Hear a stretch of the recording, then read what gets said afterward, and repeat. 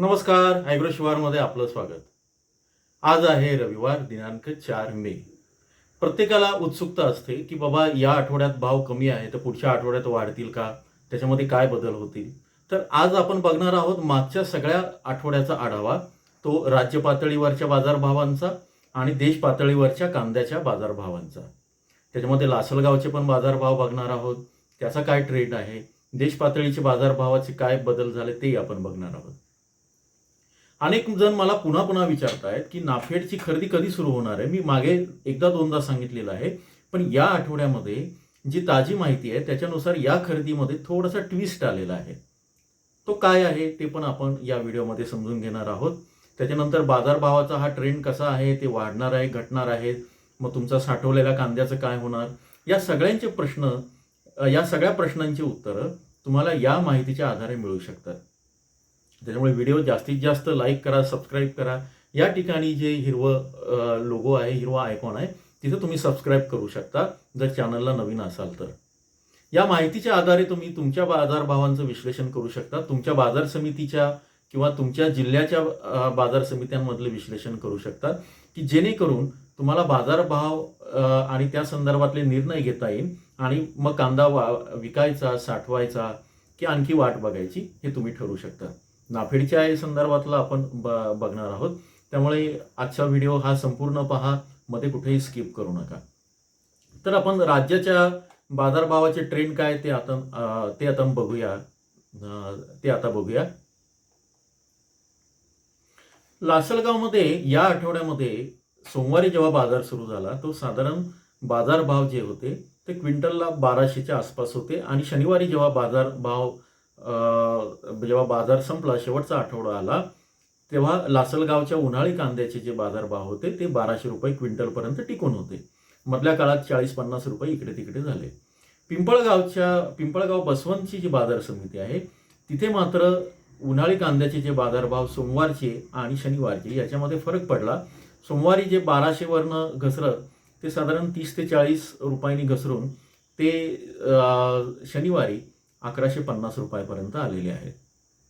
एकूण सगळ्या राज्याचा ट्रेंड काय बाजार समितीचा आणि किती टक्के घसरतायत, किती टक्के वाढ आहे ते आपण बघूया.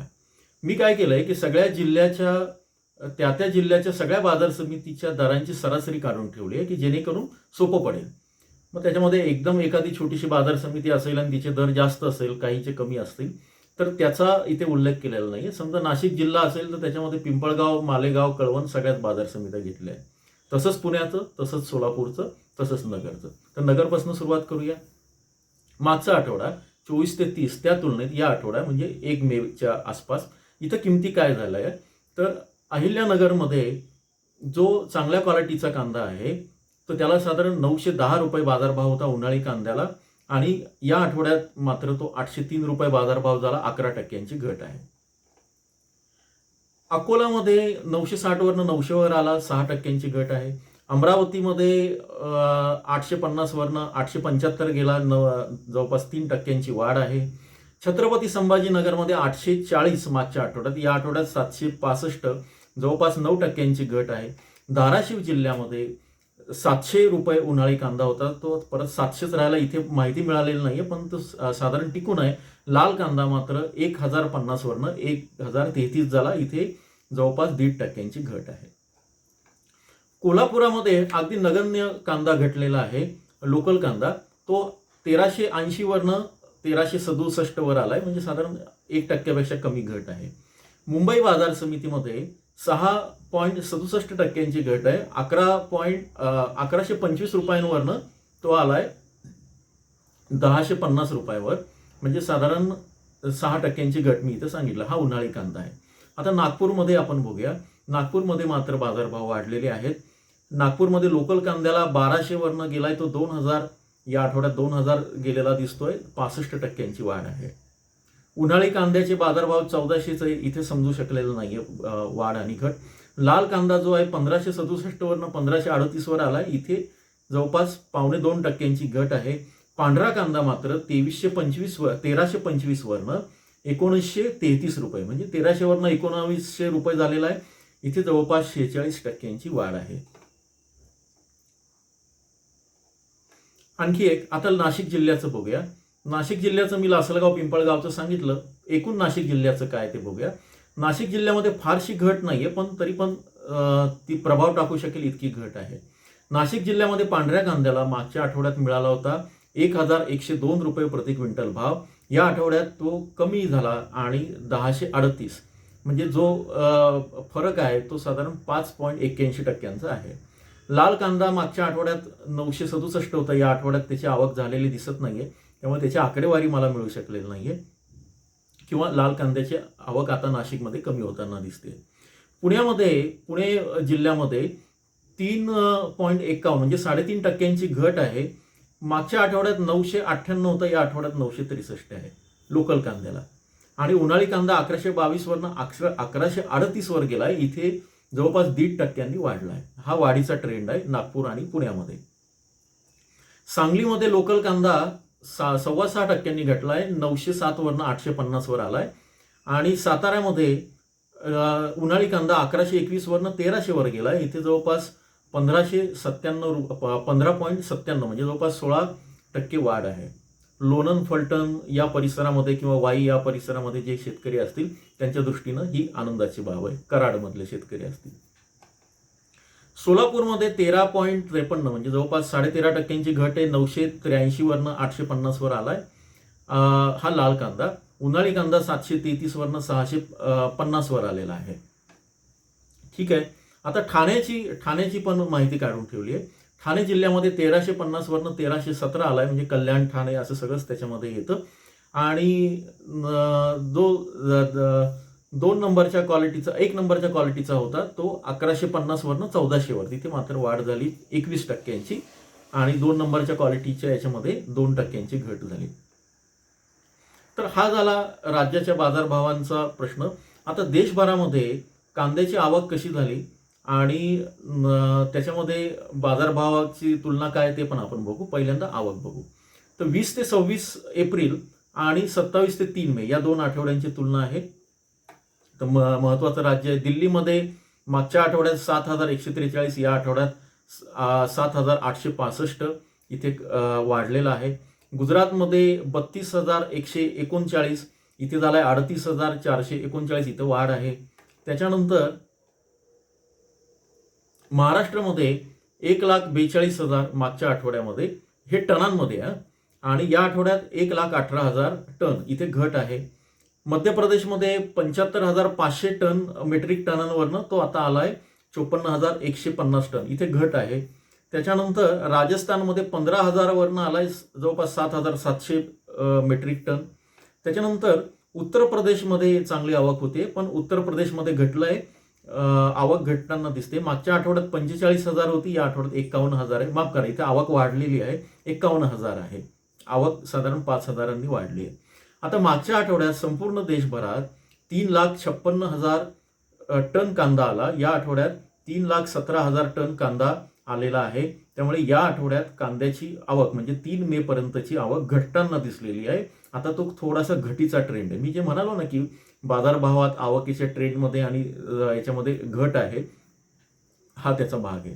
आता एप्रिलची आवक आणि मार्चची आवक जी आहे ती कशी ते आपण बघूया. मागच्या महिन्यामध्ये 13 लाख मेट्रिक टन कांदा आला होता संपूर्ण भारतभरात. 13,18,000 या याच्यामध्ये वाढ झालेली आहे. या महिन्यामध्ये एप्रिलमध्ये ती झाली आहे 15,10,000. तर कोणत्या राज्यांनी त्याच्यामध्ये दबाव टाकलेला आहे, त्यात सगळ्यात महत्त्वाचं म्हणजे मध्य प्रदेशमध्ये जी मागच्या महिन्यातली 76,000 जी आवक झालेली होती ती आता एकदम 3 लाख मेट्रिक टन झालेली आहे. उत्तर प्रदेशमध्ये 1,48,000 वरनं 1,83,000 टन झालेली आहे. पश्चिम बंगालची 24,000 टन टिकून आहे. महाराष्ट्राची 5,83,000 वरनं महाराष्ट्राची आवक घटलेली आहे, 5,62,000 झालेली आहे एप्रिलमध्ये. मार्चमध्ये चांगली होती. गुजरातमध्ये 2,90,000 वरनं 2,19,000 अशी कमी झालेली आहे. आता बाजारात जो दबाव टाकतोय तो म्हणजे मध्य प्रदेशचा कांदा आहे. तो जवळपास जसं मी सांगितलंय 75,000 टनांवरनं थेट 3 लाख मेट्रिक टनांवर गेला आहे. म्हणजे जवळपास तिपटीनं तो वाढलेला आहे.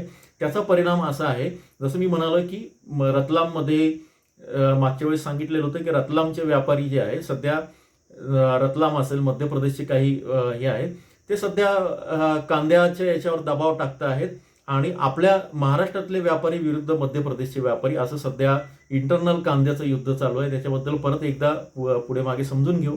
पण सध्या तरी त्यामुळे पण महाराष्ट्रातले बाजारभाव दबावात आहे किंवा दबावात ठेवले जात आहेत.